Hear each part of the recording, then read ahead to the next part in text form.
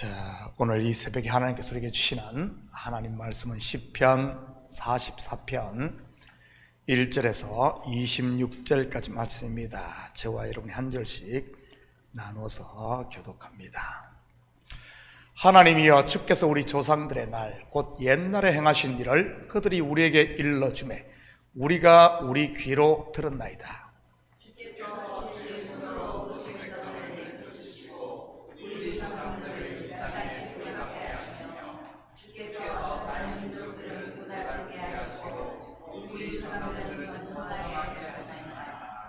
그들이 자기 칼로 땅을 얻어 차지함이 아니요 그들의 팔이 그들을 구원함도 아니라 오직 주의 오른손과 주의 팔과 주의 얼굴의 빛으로 하셨으니 주께서 그들을 기뻐하신 까닭이니이다.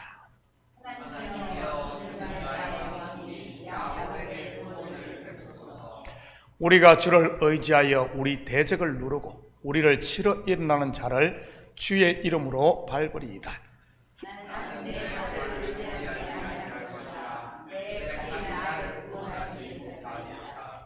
오직 주께서 우리를 우리 원수들에게서 구원하시고 우리를 미워하는 자로 수치를 당하게 하셨나이다.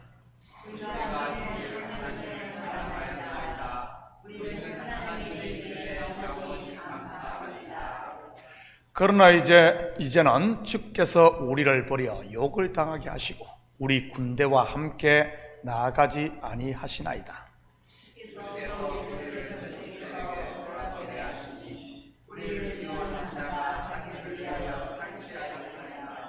주께서 우리를 잡아먹힐 양처럼 그들에게 넘겨주시고 여러 민족 중에 우리를 흩으셨나이다.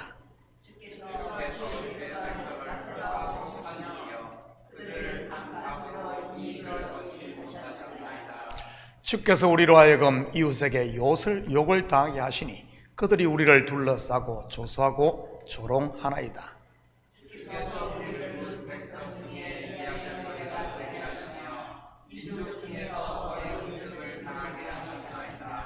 나의 능력이 종일 내 앞에 있으며 수치가 내 얼굴을 덮었으니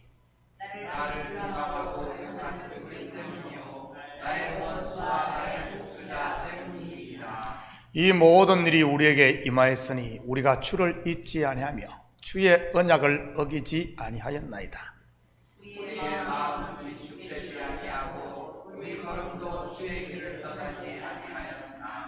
주께서 우리를 성냥이의 처소에 밀어넣으시고 우리를 사망의 그늘로 덮으셨나이다.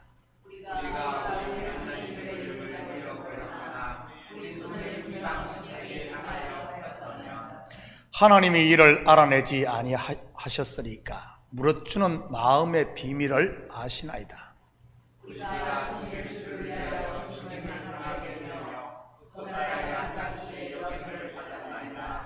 주여 깨소서, 어찌하여 주무시나이까? 일어나시고 우리를 영원히 버리지 마소서.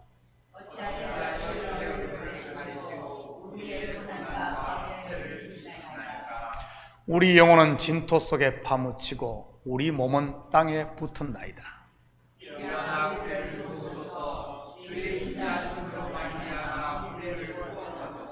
아멘. 좋은 아침입니다. 여러분, 왜 성도에게 고난이 오는 것이겠습니까? 예수를 잘 믿으면 고난이 없을 것 같은데 말이지요. 솔직히 말해 많은 분들이 예수를 믿는 이유 중 하나가 이 고난에서 벗어나기 위함 아닙니까? 모두가 좋아하는 야베스의 기도 응답처럼 말이지요. 한번 볼까요? 역대상 4장 10절입니다. 야베스가 이스라엘 하나님께 아뢰어 이르되 주께서 내게 복을 주시려거든 나의 지역을 넓히시고 주의 손으로 나를 도우사 나로 환난을 벗어나 내게 근심이 없게 하옵소서 하였더니 하나님이 그가 구하는 것을 허락하셨더라. 그런데 어떻습니까? 여러분에게 고난이 없습니까? 저는 목회를 하면 할수록 더 많은 고난이 오는 것 같습니다.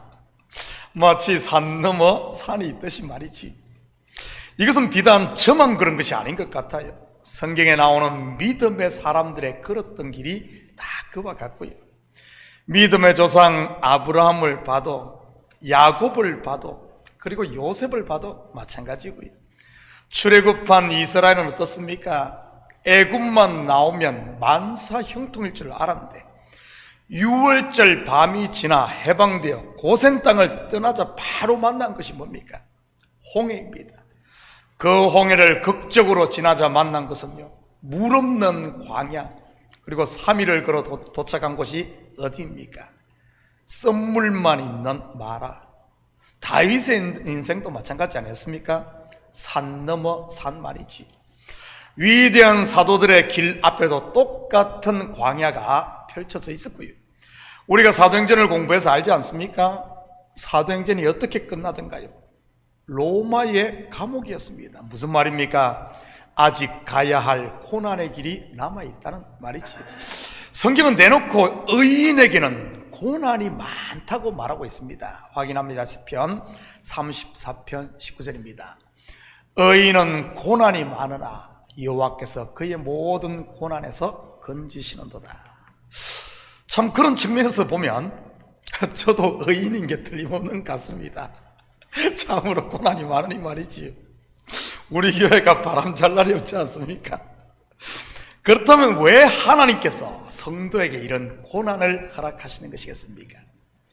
분명한 사실은 하나님의 허락 없이는 절대 있을 수 없는 건데 말이지. 왜죠? 바로 성도의 믿음은 고난 속에서 성장하기 때문인 것입니다. 우리들 생각은 어떻습니까? 믿음은 삶이 만사형통에 할렐루야 하면서 찬양을 할 때 성장할 것 같지 않습니까? 뭐가 잘 되면 막 열심히들 하니까요. 사업이 대박 났는데 헌금 팍팍하지 않을 사람이 어디 있겠습니까? 제대로 된 성도라면 말이지요, 헌금하지 말라고 해도 뭉칫돈 갖다 바칠 겁니다. 자녀의 성적이 쑥쑥 오르고 시험만 보면 무조건 패스하는데 열심히 봉사 안 할 부모가 어디 있겠습니까? 그러면 얼마나 믿음이 막 쑥쑥 자랄 것 같지 않아요? 마치 비온 후에 죽순이 자라듯이 말이죠. 그런데 성경은 우리 생각과는 정반대로 이야기하고 있다는 사실입니다. 어제 새벽에 살펴본 욥의 신앙이 언제 확 성장하던가요? 율법 신앙에서 은혜 신앙으로 말이지, 바로 고난을 통해서인 겁니다. 야곱이 이스라엘이 되는 신앙은요, 그 또한 고난입니다. 물론 아브라함이 되는 신앙도 마찬가지인 것이고요. 낭패와 실망 당한 뒤에 말입니다. 더러운 탕자 비유의 둘째 아들 또한 마찬가지 아닙니까? 고라 자손들, 그들 또한 반역과 저주, 심판받은 자라는 멸시와 불명의 기나긴 겨울을 통과한 사람들입니다. 오늘 이 시가 고라 자손의 시거든요. 그 결과 그들은 하나님 성전에서 노래하는 자들이 되었던 것이고요. 여러분, 요한계시록에 보면 구원받은 성도들이 천상에서 하는 것이 무엇이던가요? 바로 하나님을 찬송하는 일입니다. 이처럼 찬송한다는 말은 나는 없고 오직 하나님만 있다는 말입니다. 욥기로 말하면 정금같이 되었다는 말이고요. 계시록의 언어로 말하면 흠없는 어린 양의 신부가 되었다는 말이죠. 그렇다면 오늘은 고난이 어떻게 성도의 신앙을 성장시키는지 같이 살펴보도록 하겠습니다. 다시 말해, 고난을 통과하는 성도의 자세 말이지요. 1절과 3절입니다. 하나님이여, 주께서 우리 조상들의 날 곧 옛날에 행하신 일을 그들이 우리에게 일러주매 우리가 우리 귀로 들었나이다. 그들이 자기 칼로 땅을 얻어 차지함이 아니요 그들의 팔이 그들을 구원함도 아니라 오직 주의 오른손과 주의 팔과 주의 얼굴의 빛으로 하셨으니 주께서 그들을 기뻐하신 까닭이니이다. 먼저 고난은 우리의 과거를 돌아보게 만듭니다. 이것을 성경적인 언어로 하면 처음 사랑을 생각나게 한다는 말이지. 우리도 그렇지 않습니까? 부부가 가정을 이루고 살다가 어려움을 만나면 연애할 때가 생각나지 않던가요? 그때가 좋았어 하면서 말이지. 사랑 하나에 목숨 걸었던 그런 경험이 있는 사람은 그때를 기억하며 웬만한 부부관계의 어려움들을 극복하는 것을 보게 됩니다. 요즘에는 그런 일이 많지 않은데 예전에 여자 청년들이 저에게 이런 질문을 많이 했습니다. 여자 청년들 많을 때 말이지, 목사님 어떤 남자와 결혼을 해야 합니까? 그때마다 저는 두 가지 답을 했습니다. 첫째, 결혼은 절대 사랑하는 사람과 해라. 사랑하는 사람과 해라. 사랑에 빠진 사람과 해라. 다시 말해, 눈이나 머리를 쫓지 말고 이 마음이 가는 길을 쫓으라고 말이지. 여러분, 눈이 보는 게 뭡니까? 외모, 학벌, 직장, 돈 이런 것 아닙니까? 머리가 굴러가는 것은요, 나하고 성격이 맞나, 취미가 맞나, 뭐 이 남자하고 살면 미래가 멋질까, 자식이 똑똑한 자식이 나올까. 외모 50이 넘으면 다 평준화됩니다. 학벌, 결혼하고 직장 잡고 3년만 지나면 아무도 그거 따지지 않아요. 돈, 있다가 없어지기도 하고 없다가 있기도 하는 게 이 돈입니다. 성격 잘 맞습니까? 1년만 지나면 실증이 납니다. 취미, 살다 보면 바빠서 취미생활 할 시간이 있던가요? 말짱 다 꽝인 겁니다. 그런데 fall in love, 사랑, 그것은 고난을 만날 때마다 나를 붙들어주는 힘이요, 그 누구도 빼앗아 갈 수 없는 부부에게 평생의 자산인 것입니다. 마찬가지로 하나님과의 처음 사랑, 곧 거듭남, 성도에 있는 고난을 이기게 하는 힘이요 능력인 것이지요. 탕자 비유의 둘째 아들이 고난의 끝자락에서 기억한 것이 바로 아버지 집의 풍요, 바로 처음 사랑이었던 것입니다. 오늘 시편 기자도 처음 사랑, 바로 은혜의 때를 기억했던 것입니다. 1만 달란트 탕감 받은 때 말이지요, 하나님의 은혜로 부름받고 하나님의 은혜로 땅을 차지한 때 말입니다. 주께서 기뻐하신 까닭이나 무슨 말입니까? 모든 것이 하나님으로부터 기인했다는 말입니다. 그리고 여자 청년들에게 했던 두 번째 대답이 책임 있는 남자와 결혼을 해라 했습니다. 책임감이라는 말을 성경적인 언어로 하면 신실함인 것이고요, 하나님이 바로 그런 분 아닙니까? 언약에 신실하신 분 말이죠. 이랬다 저랬다, 이 말했다 저 말했다, 아니면 말고, 이런 식 말고 말이지. 한 번 약속하신 것은 끝까지 지키고 책임지는 분, 바로 그분이 하나님인 겁니다. 우리 인생들의 어떠함에 따라 변하지 않고 말이지요, 성경에서 남자는 그리스도를 상징하는 경우가 많습니다. 남자라면 책임감이 있어야 하는 것이지, 예수님이 신부인 저와 여러분을 끝까지 책임지니까요. 6절입니다. 나는 내 활을 의지하지 아니할 것이라 내 칼이 나를 구원하지 못하리라. 두 번째 고난은 내가 가진 힘을 놓게 만듭니다. 여러분, 고난 가운데 내가 힘이 있다면 고난당하고 있을 사람이 어디 있겠습니까? 당장 그 힘으로 고난을 벗어나는 것이지. 그런데 고난은 어떻습니까? 내가 가진 내 활, 내 칼, 요즘으로 말하면 돈과 스펙, 그리고 명성 같은 것들 아니겠어요? 그것이 무용지물이라는 것을 알고 놓게 되는 겁니다. 그리고 붙잡게 되는 것이 무엇입니까? 잠시 있다가 없어질 무용지물이 아닌 영원한 것, 하나님을 붙들게 됩니다. 여러분, 성도에게는 항상 이 하늘의 문이 열려 있음을 믿으시기 바랍니다. 단지 우리가 그것을 보지 못할 뿐인 것이지, 내가 가진 것 때문에 눈이 가려서 말입니다. 저도 처음 미국에 왔을 때 이 경험을 했습니다. 말 그대로 동서남북 사방이 막힌 때 말입니다. 경제적 어려움, 신분적 어려움, 거기에다 교회 성장의 한계 등 기도를 하면 할수록 더 깊은 수렁으로 빠지는 것 같던 시절 말입니다. 마침 그때 지하실 교회를 렌트해서 사용했는데, 하루는 오후에 기도를 하다가 너무 낙심이 되어 모든 것을 마음에서 내려놓고 그냥 벌렁 장의자에 들어누웠습니다. 그냥 될 대로 되라 하면서 말이지. 그런데 그때 제 눈에 들어온 것이 무엇인 줄 아십니까? 햇빛 들어오라고 난 천장에 있는 창문이 하나 있었어요. 창문에서 햇빛이 착 들어오는 거예요. 그 깜깜한 지하실에 말입니다. 그 순간 제 머리를 스친 게 무엇인 줄 아십니까?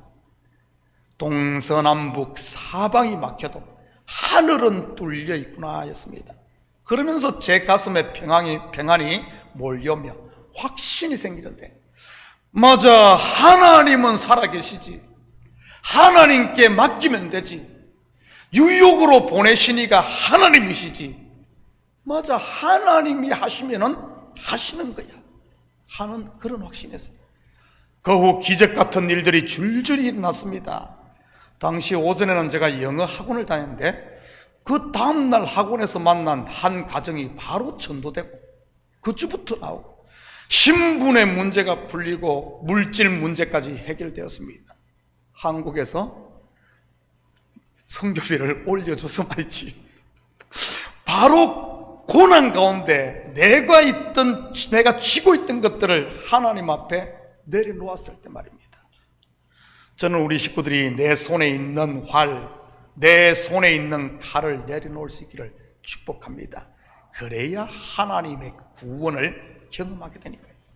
이것을 못 깨달으면 고난은 말 그대로 우리를 무빙 포워드가 아닌 무빙 백워드 만들고 마음과 몸을 병들게 하고 말 그대로 생고생만 될 수 있으니까요.